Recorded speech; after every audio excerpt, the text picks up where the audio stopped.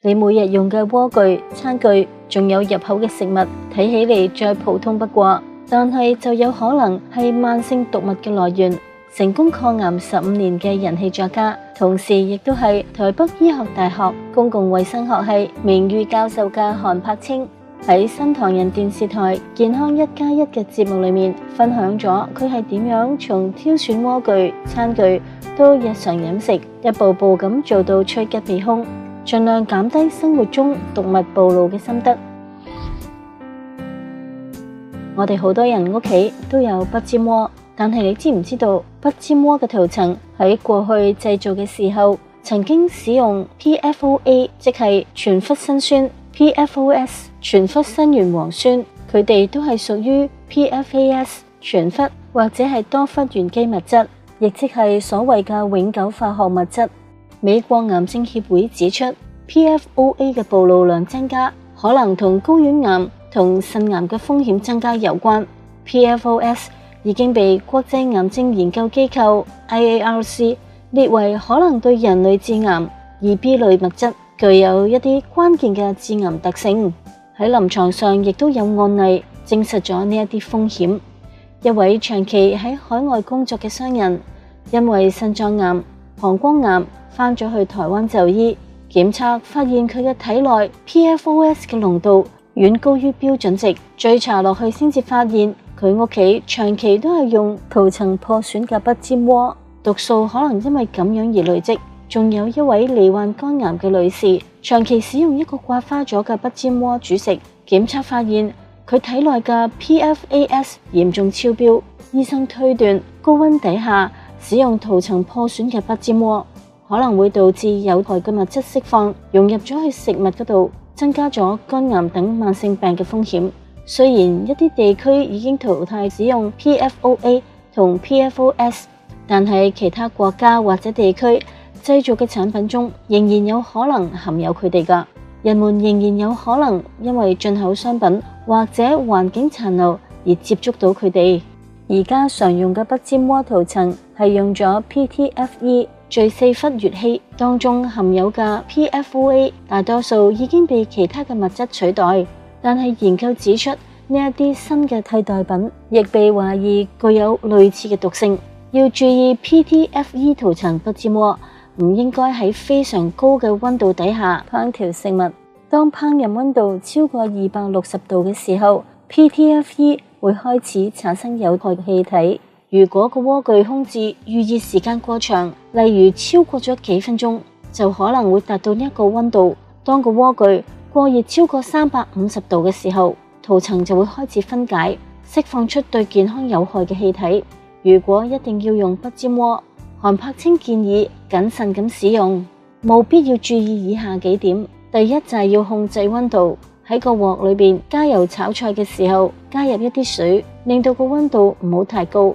第二就係避免高溫去烹飪，烹飪嘅時候使用中小火，盡量避免炸嘅、煎嘅同埋烤嘅方式。第三就係避免酸同埋高溫，不粘鍋應該盡量少去碰一啲酸性嘅物質，因為酸容易產生溶出嘅效果。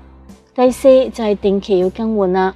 韓栢清提到佢哋屋企大約半年到1年呢就會換一個不粘鍋。如果肉眼已經睇到刮痕、裂痕或者破裂等嘅異常現象呢，必須要提早更換。韓栢清分享，相比起不粘鍋，佢自己日常就用不鏽鋼鍋為主㗎。不鏽鋼鍋好耐用，又冇塗層。佢屋企用嘅不鏽鋼鍋甚至已經用咗20幾年。韓栢清表示，應該注意不鏽鋼鍋具嘅材質等級。佢舉例，不鏽鋼材質有不同嘅等級㗎。第一係一般嘅使用級，代號就係304，屬於食品級嘅不鏽鋼，一般正常使用都冇問題嘅。第二類就係更加高級嘅，代號就係316，鋼材嘅雜質比較少，具有更高嘅耐腐蝕性能。第三種就係最頂級嘅，就係鈦合金不鏽鋼鍋，導熱更加均勻，穩定性更高。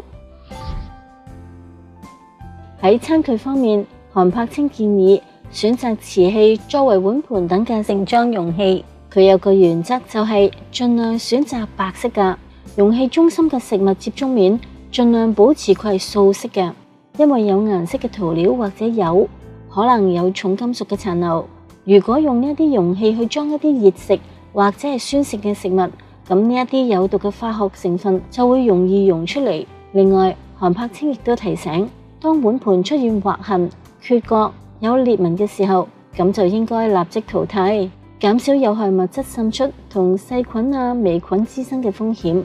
加拿大醫學協會雜誌喺2016年刊載咗一則鉛中毒嘅病例，一位55歲嘅女士因為慢性腹痛急性惡化入院，伴隨住有噁心、嘔吐同乏力等嘅症狀。檢測發現佢嘅血裏面鉛嘅濃度達到正常上限嘅36倍，同佢一齊住嘅兒子血鉛嘅濃度亦都偏高。喺詳細調查佢哋嘅鉛暴露史之後，發現患者同佢個仔都係使用喺墨西哥買翻嚟嘅陶瓷鍋同埋陶瓷杯煲水烹飪同飲茶。檢測發現，儘管陶瓷嘅材料本身係冇含鉛㗎，但係覆蓋喺陶瓷鍋同陶瓷杯內外表面嘅油料咧，含鉛量有17%，呢一個咧係指佔比重嘅百分比。醫生建議患者停止使用受污染嘅烹飪用具。3個月之後，患者嘅貧血、腹痛、關節痛同疲倦症狀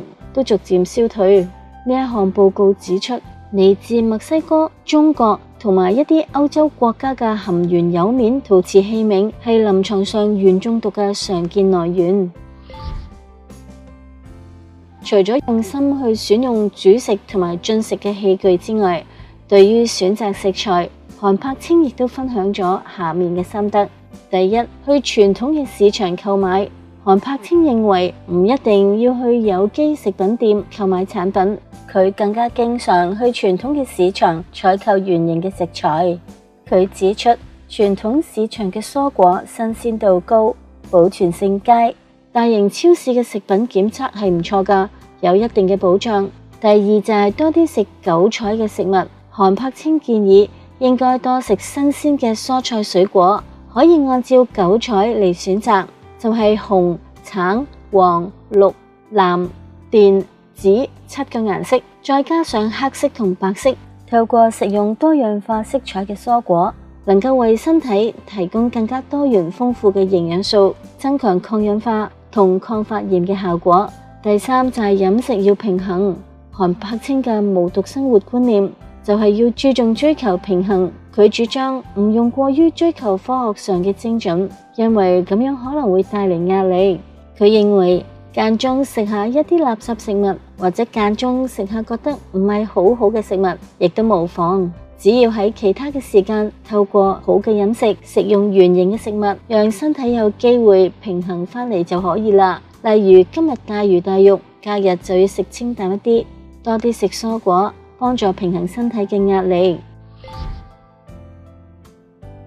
韓柏青嘅無毒生活心法，仲包括有趨吉避凶嘅概念，體現喺避開可能帶嚟化學污染同毒物殘留嘅用品同食品，透過減少毒物暴露，幫助保障長期健康。呢一個係絕對唔能夠省嘅。第一，趨吉呢就係投資好嘅鍋具，相對於需要定期去更換嘅不粘鍋，一年可能花費過百美元購買新鍋。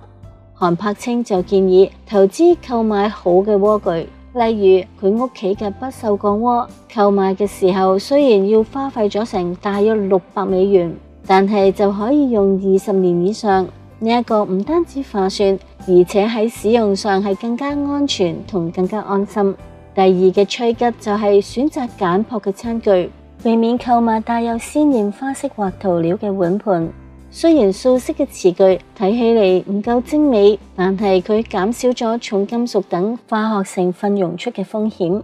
第三，避凶就係減少加工食品同添加物啦。韓柏青舉例話，奶精奶茶、蛋糕、洋芋片、雪糕、汽水、美乃滋等嘅加工食品都含有好多添加劑，減少攝入呢一類嘅食物，有助於身體降低不必要嘅化學負擔。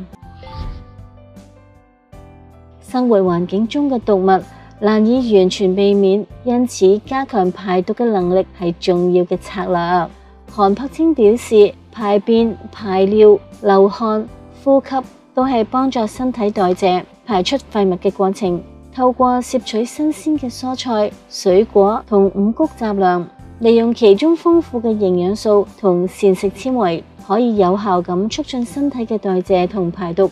幫助清除體內嘅廢物同毒物。佢總結話，從好嘅食物、好嘅水、好嘅鍋、好嘅心情開始，鼓勵大家將呢一啲好嘅部分建構起嚟。只要5% 嘅改變，就會影響好大，產生蝴蝶效應，就可能對健康帶嚟巨大嘅正面影響。多謝觀眾朋友，今日嘅節目就講到呢一度。如果你哋有咩嘅諗法，歡迎留言話俾我哋聽啊！記得訂閱我哋嘅頻道，獲得更多健康小知識。我哋下次節目見。